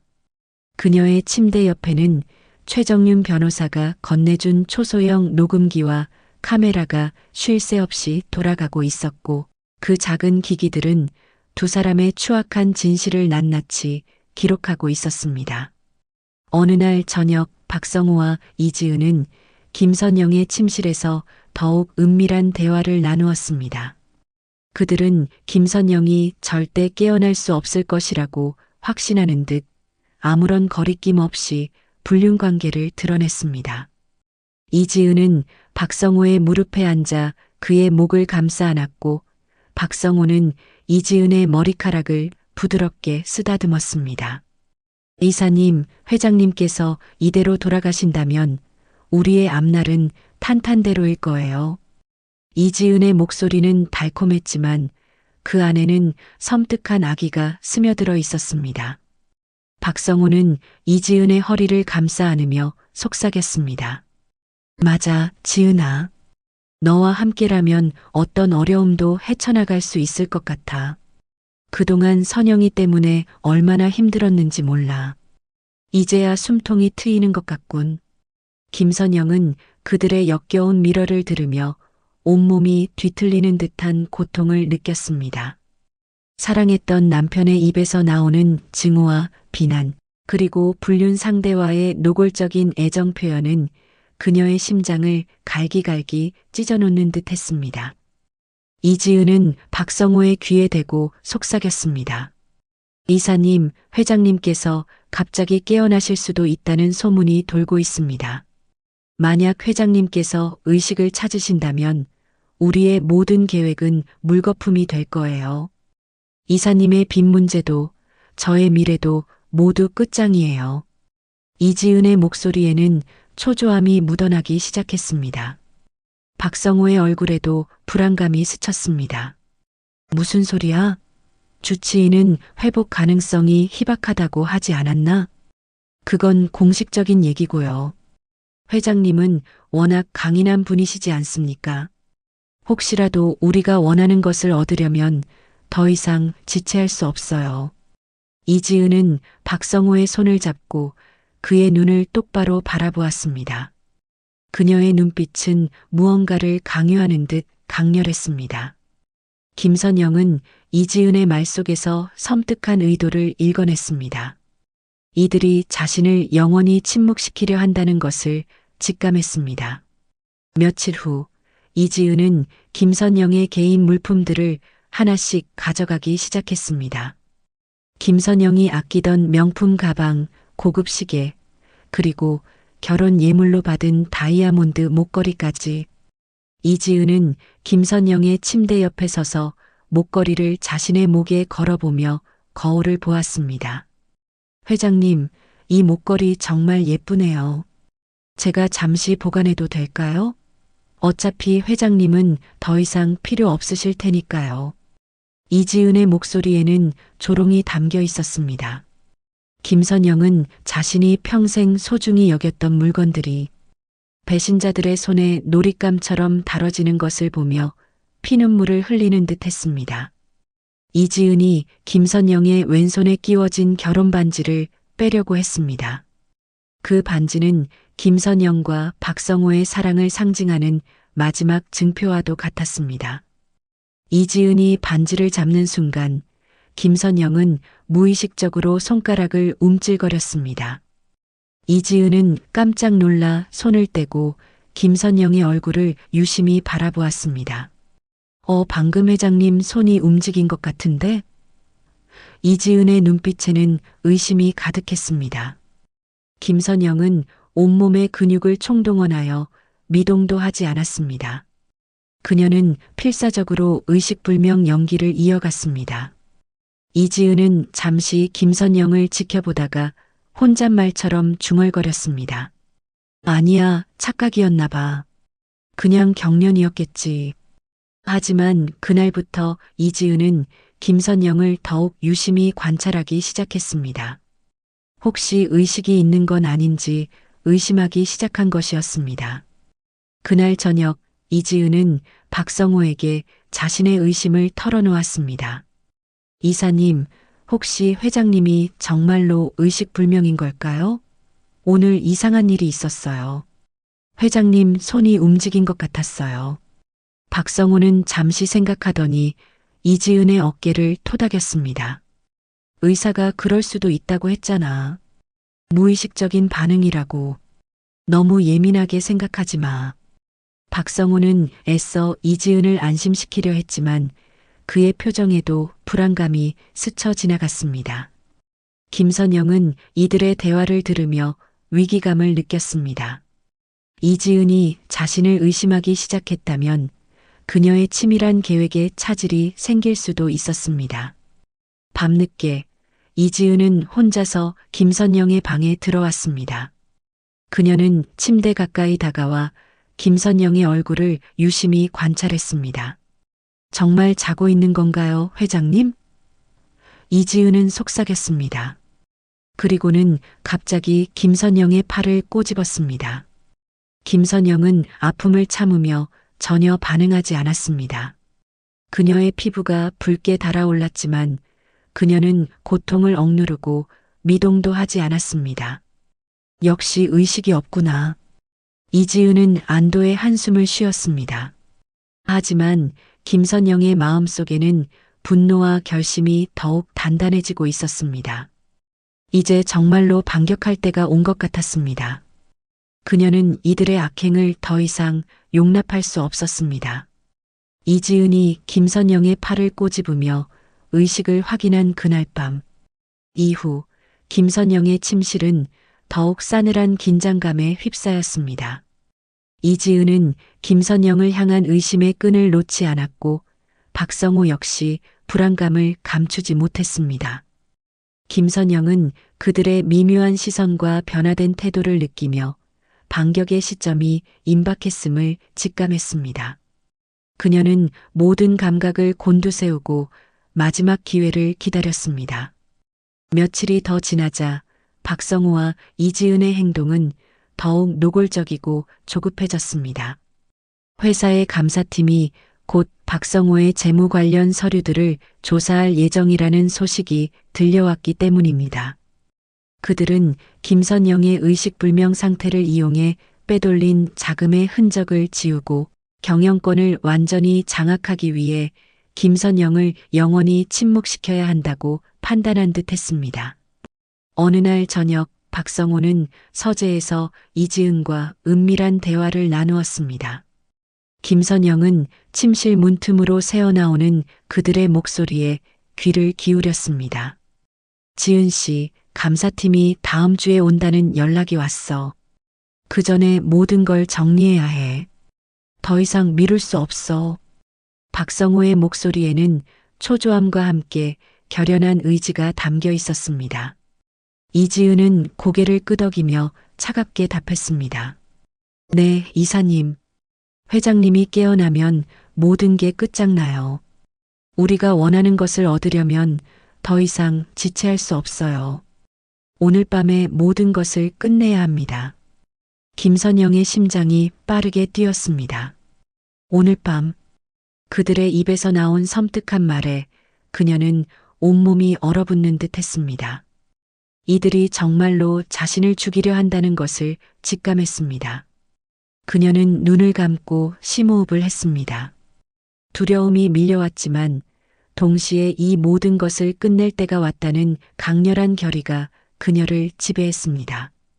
그녀는 최정윤 변호사에게 미리 약속된 신호를 보냈습니다.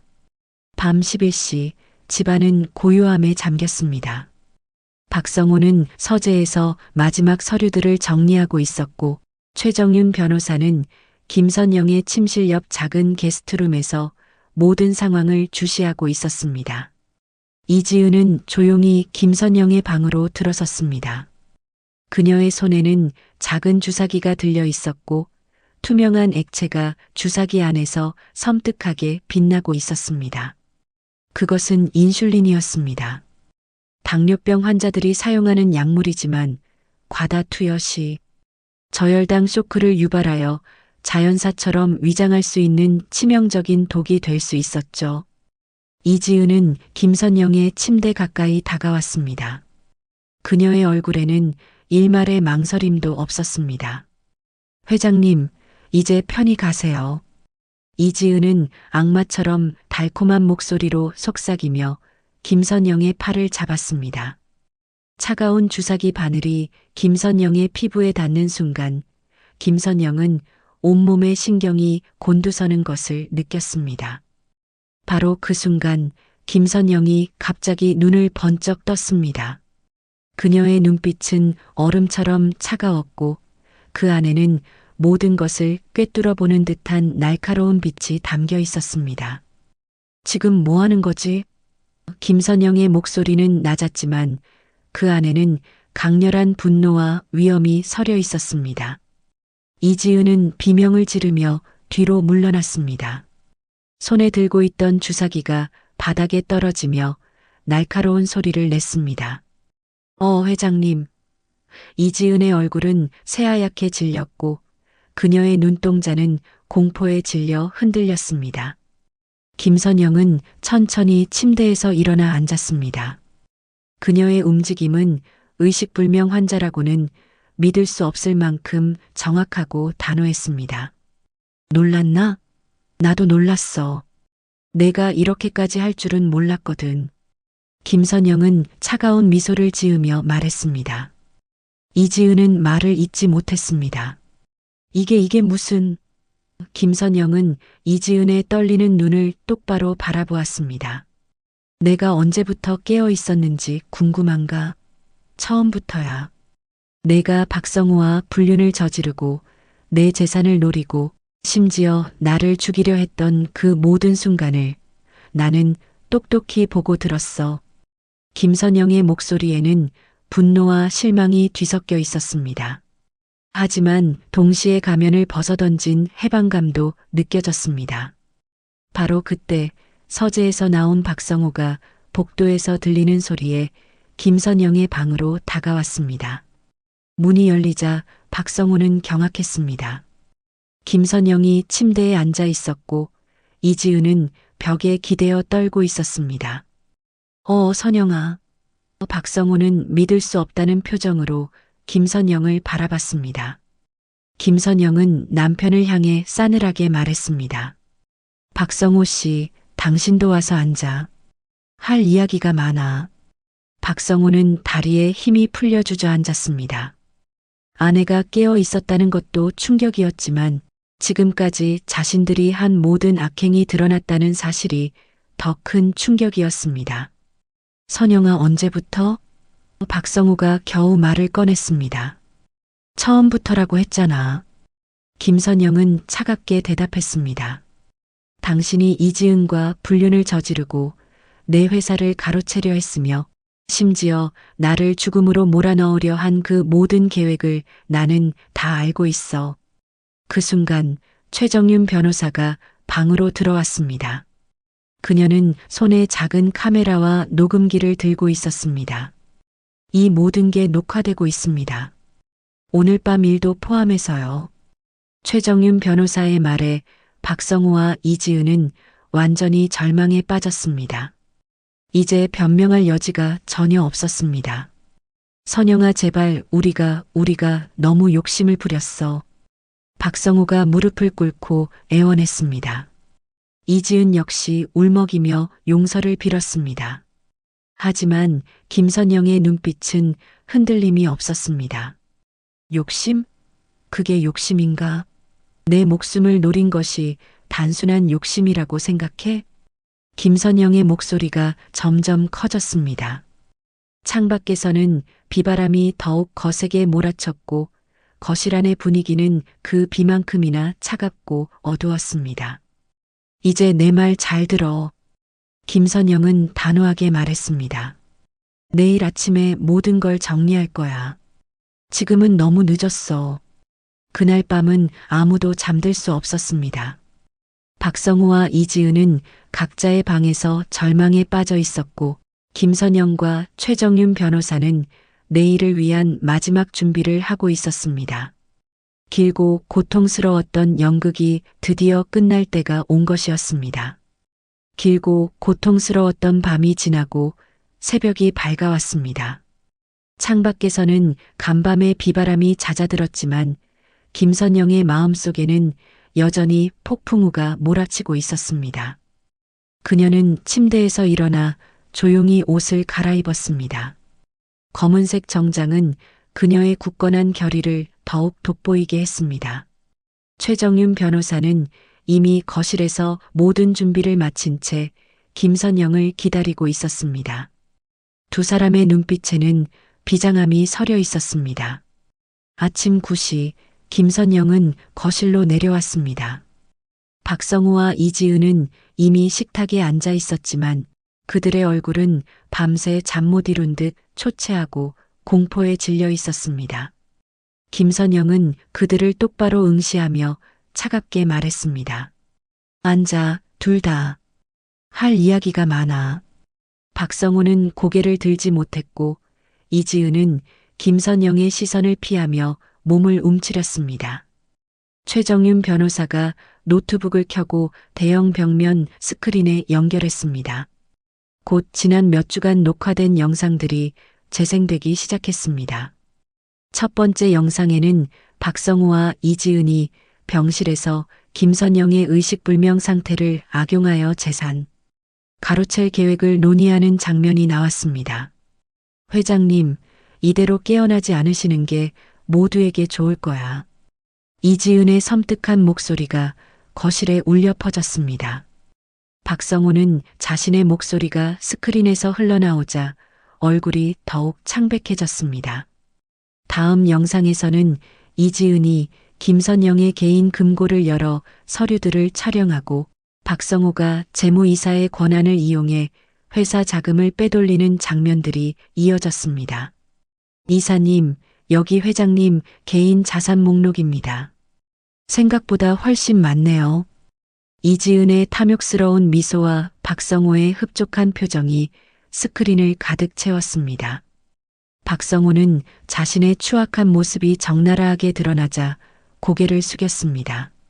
가장 충격적인 영상은 마지막에 나왔습니다. 이지은이 주사기를 들고 김선영에게 다가와 약물을 투여하려는 순간 김선영이 눈을 뜨며 지금 뭐 하는 거지? 라고 묻는 장면이었습니다. 이지은의 비명과 함께 주사기가 바닥에 떨어지는 소리가 생생하게 들렸습니다. 박성우와 이지은은 스크린 속 자신들의 모습에 경악하며 몸을 떨었습니다. 김선영은 리모컨을 끄며 말했습니다. 이제 알겠나? 내가 얼마나 실망했는지. 그녀의 목소리는 차분했지만 그 안에는 깊은 상처와 분노가 응축되어 있었습니다. 이지은은 갑자기 무릎을 꿇고 울기 시작했습니다. 회장님, 죄송합니다. 제가 한순간 정신이 나갔었습니다. 박성우 역시 김선영 앞에 무릎을 꿇었습니다. 선영아, 내가 너무 욕심을 부렸어. 정말 미안해. 김선영은 두 사람을 차갑게 내려다보았습니다. 정신이 나갔다고? 몇 주 동안 치밀하게 계획하고 내 목숨까지 노린 것이 단순한 한순간의 실수라고? 욕심?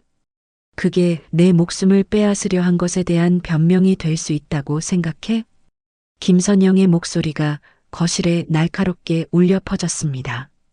너희들은 나를 인간으로 보지 않았어. 그저 탐욕을 채울 수단으로 여겼을 뿐이지. 김선영은 단호하게 말했습니다. 오늘 오후 회사 이사회가 열릴 거야. 그 자리에서 이 모든 영상들이 공개될 예정이야. 그리고 경찰에도 살인 미수와 횡령, 배임 혐의로 신고할 거야. 박성우와 이지은의 얼굴은 절망으로 물들었습니다. 그들은 김선영의 발치에 엎드려 애원했습니다. 선영아, 제발 한 번만 용서해줘. 우리가 잘못했어. 회장님, 제발 저에게 한 번만 기회를 주세요. 하지만 김선영의 눈빛은 흔들림이 없었습니다. 제발, 너희들이 나에게 제발이라고 말할 자격이 있다고 생각해? 너희는 나를 죽이려 했어. 나의 삶을, 나의 회사를, 나의 모든 것을 빼앗으려 했어. 그런 너희에게 내가 어떤 자비를 베풀어야 할까? 김선영의 목소리에는 깊은 상처와 함께 단호한 결의가 담겨 있었습니다. 이지은이 갑자기 일어나 도망치려 했지만 최정윤 변호사가 문을 막아섰습니다. 어디 가려고? 이제 어디도 갈 수 없어. 이미 모든 계좌가 동결되었고 여권도 압수되었어. 최정윤 변호사의 차가운 말에 이지은은 완전히 무너져 바닥에 주저앉았습니다. 모든 것이 끝났다는 것을 깨달은 것입니다. 밖에 이미 경찰들이 와서 기다리고 있었습니다. 두 사람은 그렇게 살인미수 현장범으로 경찰에 인계되었습니다. 박성우와 이지은이 김선영의 집을 떠난 후 거실에는 깊은 정적이 흘렀습니다. 빗소리마저 잦아든 고요함 속에서 김선영은 최정윤 변호사와 마주 앉았습니다. 그녀의 얼굴에는 여전히 지친 기색이 역력했지만 그 안에는 이루 말할 수 없는 해방감과 굳건한 평화가 깃들어 있었죠. 이제 정말 끝난 건가? 김선영이 나지막이 물었습니다. 최정윤 변호사는 따뜻한 미소를 지으며 김선영의 손을 잡았습니다. 아니, 선영아. 이제 새로운 시작이야. 진실이 밝혀졌으니 이제 너의 삶을 다시 세울 시간이야. 그날 오후 본사 이사회 회의실에는 팽팽한 긴장감이 감돌았습니다. 김선영은 단정하고 위엄 있는 모습으로 회의실에 들어섰습니다. 임원들은 그녀의 등장에 놀라움을 금치 못했습니다. 의식불명 상태로 알려졌던 회장이 멀쩡한 모습으로 나타났으니 당연한 반응이었죠. 김선영은 차분하지만 단호한 목소리로 이사회를 소집한 이유를 설명했습니다. 제가 의식불명 상태인 줄 알았던 지난 몇 주간 회사 내부에서는 상상도 할 수 없는 일들이 벌어졌습니다. 최정윤 변호사가 대형 스크린에 박성호와 이지은의 악행이 담긴 영상들을 재생했습니다. 병실에서의 음모, 회사 자금 횡령, 유 원장 조작 시도, 그리고 살인 미수 계획까지 모든 영상이 적나라하게 공개되자 회의실은 경악과 분노로 술렁였습니다. 임원들은 박성호와 이지은의 추악한 민낯에 치를 떨었습니다. 김선영은 이사회를 통해 박성호를 재무이사직에서 즉시 해임하고 그가 빼돌린 회사 지분 및 모든 재산을 몰수할 것을 결의했습니다. 또한 이지은 역시 모든 직위에서 해고되었고 두 사람은 경찰에 인계되어 법적 처벌을 받게 되었습니다. 이사회 결정이 내려진 후 김선영은 회장실에 홀로 앉아 창밖을 바라보았습니다. 서울 시내가 한눈에 내려다 보이는 그곳에서 그녀는 깊은 숨을 내쉬었습니다.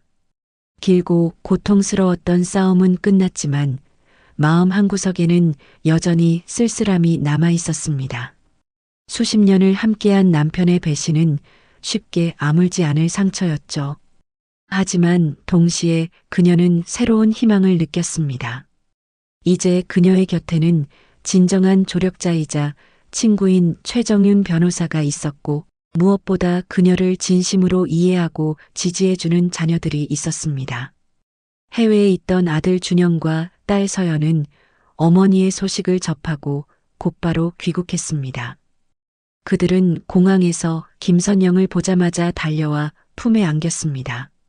엄마 정말 죄송해요. 저희가 너무 몰랐어요.